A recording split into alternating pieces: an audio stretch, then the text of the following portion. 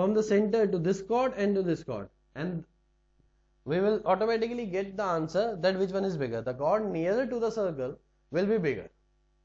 I hope I am clear to this point. Right? Now one more funda for chords is, I am talking about a circle right now. See, if I am having a chord in front of me and I try to draw a perpendicular from the center to the chord, intentionally or unintentionally, I will be bisecting the chord.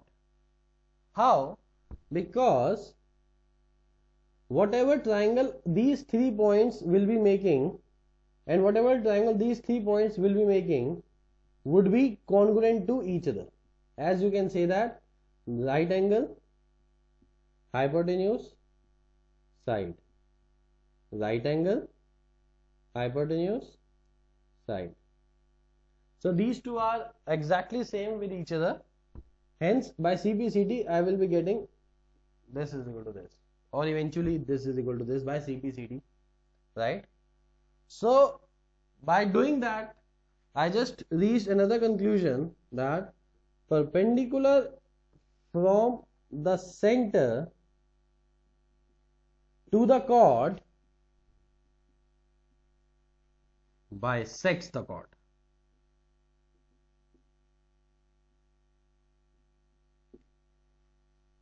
Automatically. And if I talk about line joining the center and the midpoint of the chord is perpendicular to the chord. As you can sense that I am just writing an opposite statement for this. And how I would prove it? I would prove it by this ways. There is a chord, there is a center, this is the midpoint. Now we need to comment on this angle. Right? We don't know about it right now. But again, triangle made by these 3 points and triangle made by these 3 points will be congruent to each other. How? Side, side, side, side, side, side. Am I right? Because I know that this is the midpoint. So biases as these two triangles are congruent to each other, eventually getting away the same angles, and these two angles are equal and they are making linear pair, so eventually they have to make up to 180 degree, and two equal angles can sum to 180 degree when one angle is 90. You can write it mathematically as x plus x is equal to 180 degree, 2x is equal to 180 degree, and x is equal to 90 degree. Right? And when you get the angle 90 degree, that means this line is perpendicular. So I want you to pause again and write whatsoever I am writing. You need to prove it, right? And this is the proof. I am not writing the proof. You need to prove it for your personal thing.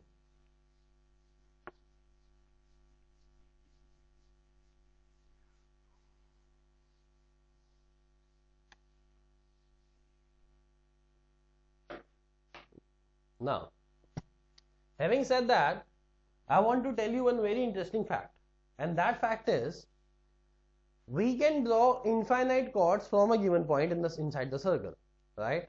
But among all these chords, the shortest will be the one which is getting bisected at that point. See, what I am trying to say is, there is a point like anywhere you can plot here. So this is a chord passing through that, this is a chord passing through that, this is a chord passing through that, this is a chord passing through that, this is a chord passing through that, this is a chord passing through that. There can be infinite chords, you can sense that.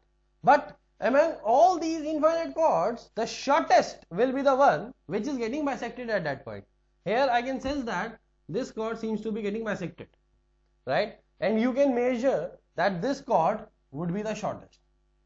How I am so sure about it, I can give you a proof about it. This is a very good question. The question is, of all the chords drawn from a given point, the shortest will be the one which is getting bisected at that point, right? See, there is a circle, right? Let me take this point for that matter.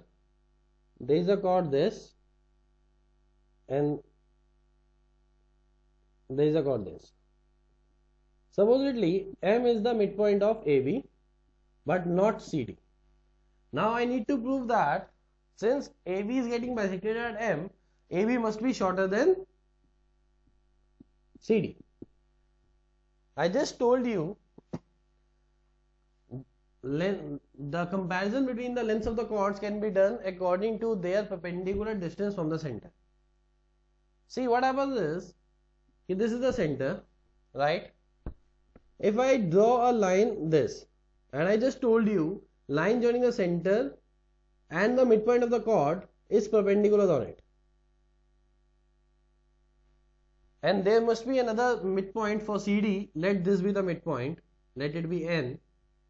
Then this would be perpendicular as well, because the rule will go for this CD chord as well. Now if you very carefully see this triangle ONM, then this is a right angle triangle. Then this is a right angle triangle, as this 90 degree is going on this line, right? Now, but I am talking about this base. So this triangle is right angle triangle. Now clearly ONM is right angled triangle, where OM being the hypotenuse is the longest. Therefore OM is greater than ON. ON is representing the perpendicular distance from the center and CD, and OM is representing the perpendicular distance between center and AB. Since OM is bigger, that means AB is farther as compared to CD, and CD is nearer to the center as compared to AB. And I just said the chords nearer to the center is bigger, therefore I can say that CB is greater than CD is greater than AB, right? So this is a very good question and very important one. I want you to copy it out and just tune into my next video, which will be saying part 2. Thank you so very much. I hope you see my next video as well.